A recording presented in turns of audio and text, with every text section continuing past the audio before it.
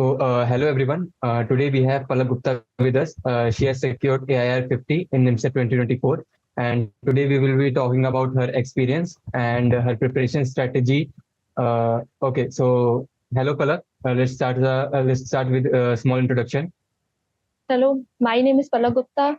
I have completed my graduation in BSc Mathematics from Kanpur University. I have secured All India Rank 50 in NIMSET 2024.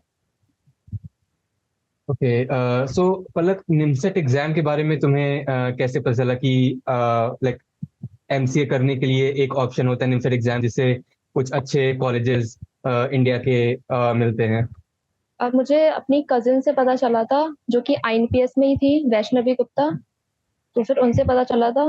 उनकी भी अच्छी rank थी, उनकी all India rank 61 थी। वो अभी एनआईटी त्रिची में है, तो उनसे मुझे पता चला। ओके, सो लाइक तुमने ऑफलाइन क्लासेस ज्वाइन करी थी या ऑनलाइन क्लासेस? नहीं, मैंने ऑनलाइन क्लासेस ज्वाइन की। ऑनलाइन में लाइक लाइव लेक्चर्स या फिर रिकॉर्डेड लेक्चर्स? मैंने ऑनलाइन में ओनली लाइव क्लासेस ली थी।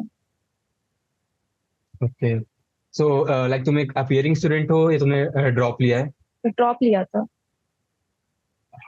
ओके, सो लाइक जैसे कि तुमने बताया तुमने बीएससी किया है, करेक्ट? सो बीएससी करने के बाद तुमने एमसीए करने का क्यों सोचा? लाइक बीएससी करने के बाद तुम्हें कैसे लगा कि हाँ एमसीए एक बेटर ऑप्शन है? मेरी कजिन ने ही मुझे सजेस्ट किया कि मुझे करना चाहिए। ओके, सो जैसे कि तुमने बताया कि तुमने ऑनलाइन क्लासेस ज्वाइन करी थी, तो थोड़ा ऑनलाइन क्लासेस का स्केड्यूल बताना कि कैसा रहता है। पूरा स्केड्यूल वीकली आता था कोचिंग से ही। तो फिर उसमें पहले आपका ऑफलाइन टेस्ट रहता था और उसके बाद एक बेसिक क्लास रहती थी। फिर ऑनलाइन टेस्ट भी रहता था जो कि रात में भी रिपीट होता था। आप दोपहर में नहीं दे सकते तो फिर आप रात में भी दे सकते हो। और 2 क्लासेस रहती थी। एक 2 से 4 रहती थी और 6 से 8 रहती थी। 2-2 घंटे की। Okay okay okay, so like जैसे कि ऑनलाइन क्लासेस में कुछ जैसे प्रॉब्लम्स आती हैं कि डाउट्स होते हैं तो कैसे सॉल्व करें, तो वो डाउट सेशन के लिए क्या फैसिलिटी रहती थी? डाउट्स आपके तुरंत ही सॉल्व कर दिए जाते थे जब लाइव क्लासेस होती थी। तो आप वहाँ पे सर को टाइप करके भी पूछ सकते हो या फिर बोल के भी पूछ सकते हो, तो सर तुरंत डाउट सॉल्व कर देते थे।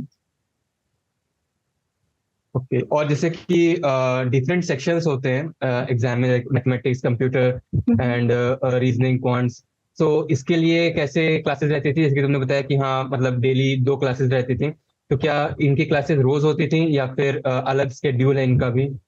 मैथ्स की क्लासेस मंडे टू फ्राइडे रहती थी। फिर सैटरडे को रीजनिंग की क्लास रहती थी और सैटरडे संडे रीजनिंग की क्लास रहती थी और संडे को कंप्यूटर की क्लास रहती थी।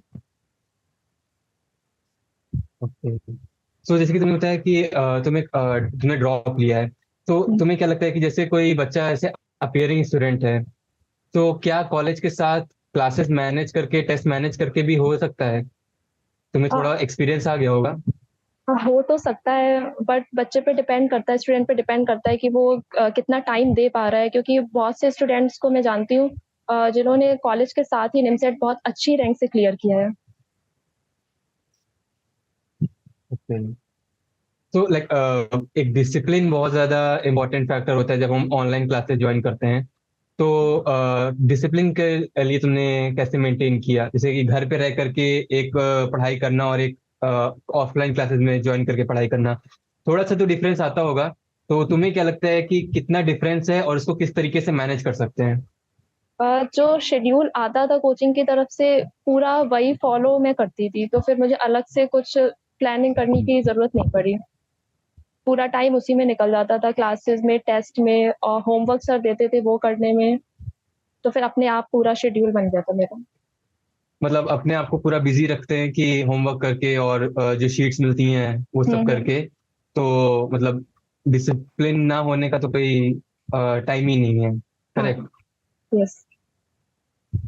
ओके, सो थोड़ा सा स्टडी मटेरियल के बारे में भी बात करते हैं कि स्टडी मटेरियल कैसे प्रोवाइड किया जाता था और कैसा रहता था। स्टडी मटेरियल के बारे में थोड़ा समझाना कि कैसा स्टडी मटेरियल प्रोवाइड करते थे।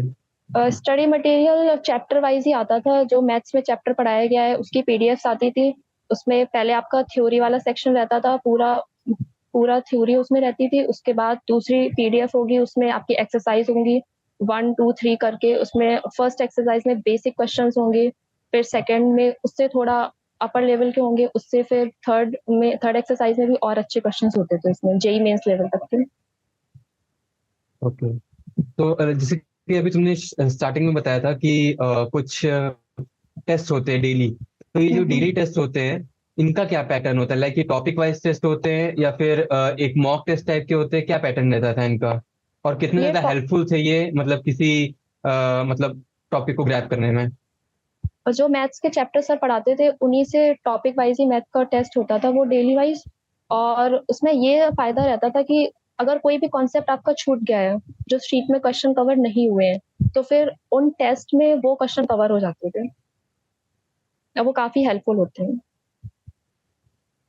ओके।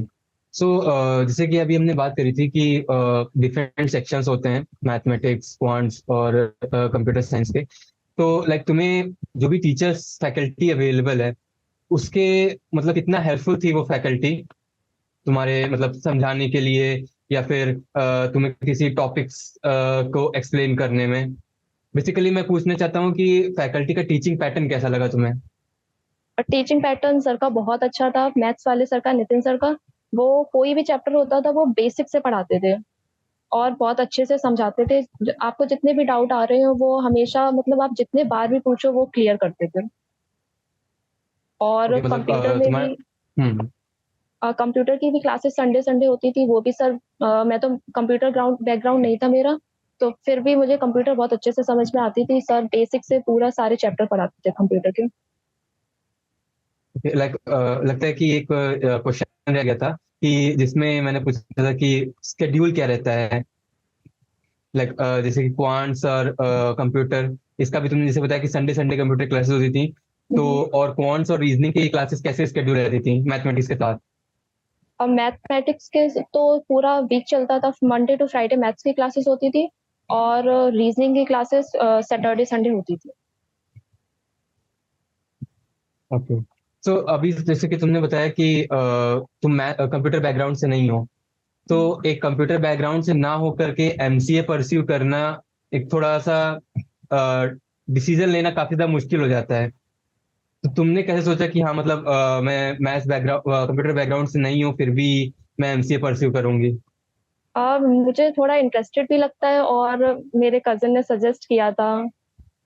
और भी काफ़ी हैं 1-2 कज़िन, एक लोग एमसीए भी कर रहे हैं, तो फिर उन्होंने मुझे सजेस्ट किया कि तुम्हें भी एमसीए करना चाहिए। तो बेसिकली मतलब अगर हम कहें कि बीएससी करने के बाद ये एमसीए परस्यू करना एक अच्छा बेटर ऑप्शन है। यस। जैसे कि कुछ बड़ी एनआईटीज भी मिलती हैं हमें, और फिर इतना ज्यादा डिफिकल्ट नहीं होता है वहां पे जाकर के चीजों को सीखना या फिर कोप अप करना। यस। ओके। सो अब बात करते हैं तुम्हारे थोड़ा एग्जाम एक्सपीरियंस के बारे में, कि लाइक इस बार का 2024 का पेपर जैसे कि बताया जा रहा है कि कंपेरेटिवली पिछले कुछ सालों से थोड़ा ज्यादा हार्ड आया था, और कंपेरेटिवली पिछले कुछ सालों से। तो तुम्हारा क्या एक्सपीरियंस रहा, तुम्हारे क्या व्यूज हैं उस पेपर को लेके? अब पहली बात तो ये कि इस बार का पैटर्न चेंज हो गया था पेपर का। टाइम लिमिट थी उसमें, मैथ्स के क्वेश्चन सॉल्व करने के लिए आपको 70 मिनट्स मिल रहे थे। उसके बाद मतलब स्टार्टिंग के 70 मिनट्स सिर्फ आपको मैथ सॉल्व करनी है, उसके बाद 30 मिनट्स में रीजनिंग, फिर नेक्स्ट 20 मिनट्स में इंग्लिश और कंप्यूटर के क्वेश्चन करने थे। तो फिर ये बड़ा चेंज था, इस वजह से थोड़ा अलग सा था। और फिर एक भी पहले हमेशा निमसेट में प्रीवियस ईयर क्वेश्चंस आ जाते हैं, लेकिन इस बार मैथ्स में एक भी प्रीवियस ईयर क्वेश्चन नहीं आए थे। ओके। सो लाइक जो ये टाइम ड्यूरेशन रखा है, ये एक तरीके से हेल्पफुल है या फिर मतलब थोड़ा सा प्रॉब्लमेटिक है? क्योंकि आपको 70 मिनट, जैसे कि तुमने बताया, 70 मिनट्स मिलते हैं मैथ्स को सॉल्व करने के लिए। तो ये 70 मिनट्स में किस तरीके का मतलब 70 मिनट्स मैथ्स के लिए दिए गए हैं, तो उस ड्यूरेशन में आप सिर्फ मैथ्स का कवर कर सकते हैं एंड देन दूसरे टॉपिक पे नहीं जंप कर सकते हैं, लाइक क्वांट्स या फिर कंप्यूटर पे नहीं जंप कर सकते हैं? ऐसा ही पैटर्न है हाँ, ऐसे ही पैटर्न है। कि पहले मैथ्स है, देन रीजनिंग है, then computer, and then computer and English? English. Computer computer and और इंग्लिश इंग्लिश साथ का। में? हाँ, साथ में। ओके, सो लाइक 70 मिनट्स तुम्हारे लिए कैसे थे, लाइक सफिशिएंट थे मैथ्स पोर्शन के लिए, या फिर तुम्हें लगता है कि थोड़ा और टाइम हो रहता तो और बेटर कर सकते थे? नहीं, मैथ्स में 70 मिनट्स आई थिंक इनफ है। बट कभी कभी ऐसा होता है कि वो टाइम हमेशा कम ही लगता है पेपर में। बट मेरे हिसाब से 70 मिनट्स ठीक है मैथ सेक्शन के लिए। ओके, तो एक तरीके से अगर देखा जाए तो काफी अनप्रेडिक्टेबल टाइप का पेपर होगा इस बार का, बिकॉज अगर हम पिछले पास कुछ टाइम से जैसे पेपर आ रहा है उसके कंपेरेटिवली देखें तो काफी अनप्रेडिक्टेबल होगा। तो इसके लिए तुमने पहले से ही प्रिपरेशन कर रखी थी कि हाँ किसी इजी भी आएगा पेपर तो भी मुझे चलेगा, डिफिकल्ट आएगा पेपर तो भी मुझे चलेगा? तो इसके लिए कैसे प्रिपेयर किया था खुद को कि हाँ मतलब पेपर में अगर कुछ भी चेंजेस हो जाते हैं, कुछ भी अनप्रिडिक्टेबल जैसी चीजें हो जाती हैं, तो किस तरीके से इसको मैनेज करना है? तो कोचिंग में जब मैंने अगस्त में ज्वाइन किया था तब से ही सैटरडे संडे मॉक होते थे, फुल फुल मॉक होते थे। उसके बाद ये जो पैटर्न चेंज वाला था वो जनवरी फरवरी के साइड नोटिस आया था कि पैटर्न चेंज हो गया है। तो उसी के अकॉर्डिंग सब मॉक्स रखते थे, और मॉक्स कभी इजी भी रहते थे, टफ भी रहते थे, मीडियम भी रहते थे। तो अपने आप हो गया। ओके, लाइक तुमने मॉक्स देना कितना इम्पोर्टेंट है, लाइक तुमने सारे मॉक्स दिए हैं जितने भी कंडक्ट कराते थे, सारे मॉक्स दिए हैं? हाँ, मैं कोशिश तो करती थी कि एक भी मॉक छूटे ना, और मेरे शायद छूटे भी नहीं होंगे। मैं सारे मॉक्स अटेम्प्ट करती थी, और टेस्ट जो डेली टेस्ट होते वो बहुत इंपॉर्टेंट है, डेली टेस्ट देना और जो मॉक होते थे वो अटेम्प्ट करना। बट लाइक ये इम्पोर्टेंट क्यों है, लाइक मॉक देने से क्या इफेक्ट आता है? अगर आप जैसे ऑनलाइन आप मॉक दे रहे हो तो कितना ज्यादा हेल्पफुल होता है वो ओरिजिनल एग्जाम में के टाइम पे? मॉक देना इम्पोर्टेंट है क्योंकि कभी कभी मॉक इजी भी होते हैं। आप पेपर में कभी एकदम से इजी पेपर आ जाए तो आपको ज्यादा एक्साइटेड नहीं होना है। तो फिर हम जब डेली मॉक देते हैं तो उससे हमें पता चलता रहता है कि ये इजी है तो इजी पेपर को कैसे अटेम्प्ट करना है, अगर टफ है तो वो कैसे अटेम्प्ट करना है। तो मॉक से इसका पता चलता रहता है। बेसिकली सिचुएशंस हैंडल करना मॉक्स के थ्रू हेल्पफुल रहता था हम्म। कि सिचुएशन कैसे हैंडल करनी है, कि कोई क्वेश्चन टफ आ गया, कोई क्वेश्चन इजी आ गया। ओके,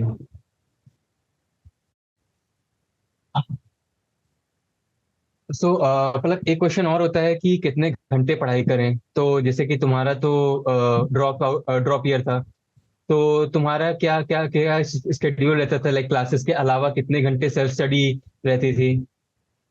क्लासेस के बाद मेरा होमवर्क रहता था, वो मुझे फिनिश करना है। साथ में अगर टाइम बच रहा है तो फिर रिवीजन को देती थी। ओके, तो बट ये होमवर्क करना है ये इतना ज्यादा इम्पोर्टेंट क्यों है? क्योंकि आप तो घर पे हो, आप तो ऑनलाइन मोड में हो, तो होमवर्क कर रहे हो नहीं कर रहे हो किसको पता?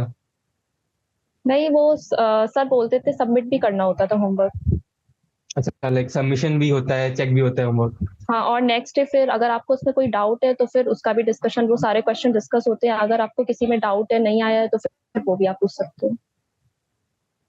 सो लाइक प्रिपरेशन के लिए आपने अपने नोट्स तो बनाए होंगे, तो थोड़ा सा नोट्स के बारे में भी बात करते हैं कि नोट्स बनाना कितना इम्पोर्टेंट है और किस तरीके से नोट्स स्ट्रक्चर्ड बनाए, क्योंकि अगर हमें एक बहुत ज्यादा एक मोटी सी एक इंसाइक्लोपीडिया टाइप का बना लें, सब कुछ उसमें नोट करें, तो वो एंड मोमेंट पे या फिर एग्जाम से 2-3 दिन पहले रिवाइज करना काफी ज्यादा मुश्किल हो जाता है।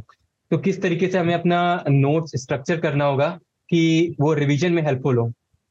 अब पहले तो जो चैप्टर सर पढ़ाते थे वो जैसा सर बताते थे उस तरीके के मैं नोट्स बनाती थी, सब कुछ पॉइंट बाय पॉइंट लिखती थी। उसके बाद सर ने बोला था कि पेपर के रिवीजन के लिए आप वो चैप्टर रिवाइज करते रह रहे हो तो फिर कुछ पॉइंट्स तो आपको अच्छे से लर्न हो गए, लेकिन जो पॉइंट्स आप भूल रहे हो उसके लिए एक अलग कॉपी बना लो। तो फिर उसमें सारे फॉर्मूले लिखते रहो ताकि पेपर के टाइम आप आसानी से रिवाइज कर लो।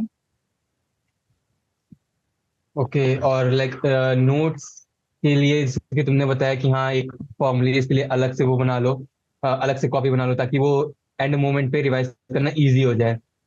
तो बहुत से लोग ऐसे भी होते हैं कि जो हमें स्टडी मटेरियल दिया गया है उतना सफिशिएंट है, तो क्या इतना सफिशिएंट है या फिर खुद से भी करना पड़ेगा नोट्स वगैरह?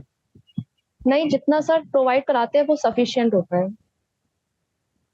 ओके, बट एक रिवीजन के लिए हमें अपना खुद से भी ये प्रिपेयर करके रखना पड़ेगा।